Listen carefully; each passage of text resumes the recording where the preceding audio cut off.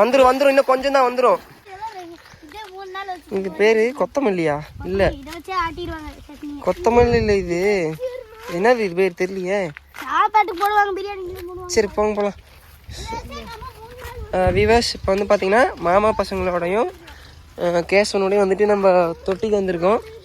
So last week தொடர்ந்து 6 நாள் குதிச்சதுனால எனக்கு வந்துட்டு சளி பிடிச்சிக்கிச்சு அப்படின்னு நெஞ்சு சளி மாதிரினால ப்ரீத்திங்கே சரியாக பண்ண முடியும். அந்தளவுக்கு சளி, ஏகப்பட்ட சளி. அதனால் நானும் வந்து ஒரு 4 நாள் தொட்டிக்கு வரல. ஆக்சுவலாக அப்படியே பார்த்தீங்கன்னா பயங்கரமான வெயில் இந்த 4 நாளாக. தம்பி பட 4 நாளாக ஏகப்பட்ட வெயில், ஒன்றுமே முடியல. ஸோ திரும்ப வந்துட்டு இன்றைக்கி தான் வந்திருக்கேன் நான். கொஞ்சம்லாம் ஒரு 80% சரியாயிடுச்சு எனக்கு. பசங்களாம் தண்ணி பார்த்துன்னு ஓட ஆரம்பிச்சிட்டாங்க.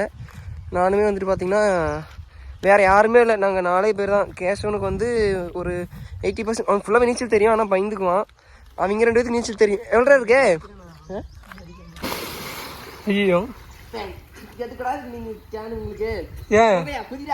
இந்த பக்கம் ஆள இருக்கும் தானே? ஏன்னா நான்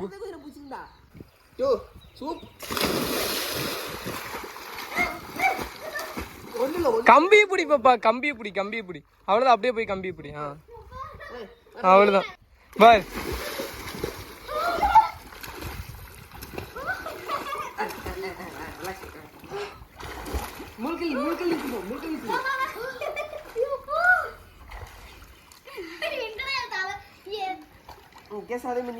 நீச்சல் அடிச்சுவாங்க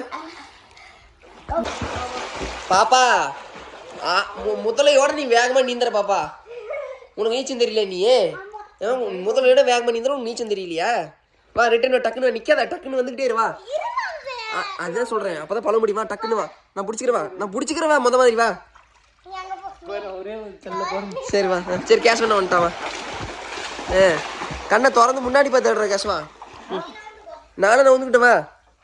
அங்கே நின்று பழவு தண்ணிக்குள்ள. சரியா? நீ நீச்சல்லாம் அடிக்கிற, நின்று பழவெல்லாம் பழக மாட்டேங்கிற, முழு கண்ணு திறந்து பார்க்க மாட்டேங்கிற உள்ள.